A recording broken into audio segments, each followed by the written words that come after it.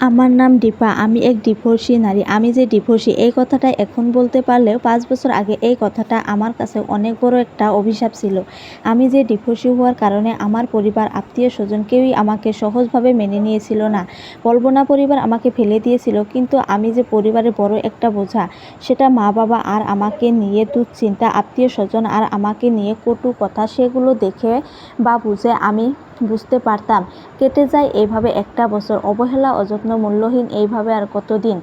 যখন আমার ধৈর্যর সীমা ছাড়িয়ে গেল, তখন মনে মনে সিদ্ধান্ত নিয়ে নিলাম আমাকে ঘুরে দাঁড়াতে হবে। পরিবার কি বলবে, সমাজ কি বলবে, মানুষ কি ভাববে, এই বদ্ধতা থেকে আমাকে বের হতে হবে। বেরিয়ে পড়লাম বাড়ি থেকে। নতুন এক চ্যালেঞ্জে ঘুরে দাঁড়াবো আমি, নতুন এক আমিকে জন্ম দিব। কি ভেবেছেন বাড়ি থেকে বের হয়েছি? এই সিদ্ধান্ত বাস্তব রূপে দেয়াটা এত সহজ ছিল আমার জন্য? মোটেও না। চলে এলাম ঢাকায়। ঢাকাতে আমার পরের জীবনটা এত বেশি চ্যালেঞ্জিত হয়ে যায়। কোথায় থাকবো, কী খেয়ে বেঁচে থাকবো, এইটুকু সামর্থ্য আমার ছিল না। শুধুমাত্র থাকা খাওয়ার জন্য অল্প বেতনে চাকরি খুঁজছিলাম। পরিচিত এক বড় ভাই ছিল।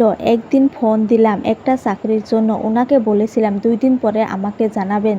2 দিন পরে আমাকে ফোন দেয় আর বলেন, আমি আপনার জন্য একটা চাকরি দেখেছি। বিশ্বাস করেন আমি যে কী পরিমাণে খুশি হয়েছিলাম। কিন্তু সেটা চাকরির জন্য আমার 10,000 টাকা দিতে হবে।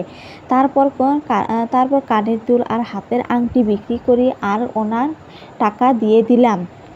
তারপর আমাকে চাকরি দেবে তো দূরের কথা, আমার ফোনটাও রিসিভ করা বন্ধ করে দিছে। একদিন রুমে জোরে জোরে কান্না করেছিলাম। পাশের এক আন্টি আমাকে জিজ্ঞাসা করে কি হয়েছে, তখন ওনাকে খুলে বললাম। তখন ওই আন্টি আমার একটা চাকরির ব্যবস্থা করে। পরের জীবনটা অনেক বেশি ভালো ছিল আমার। মা বাবাকেও সাহায্য করতে পেরেছি, আত্মীয় স্বজনের মুখের কথাও দূর করতে পেরেছি। অনেক বেশি আনন্দিত ছিলাম আর এখন পর্যন্ত অনেক ভালো আছি। তাই বলি, অন্যর কথা শোনা চেয়ে নিজের পায়ে দাঁড়ানো অনেক বেশি ভালো। আল্লাহ হাফেজ।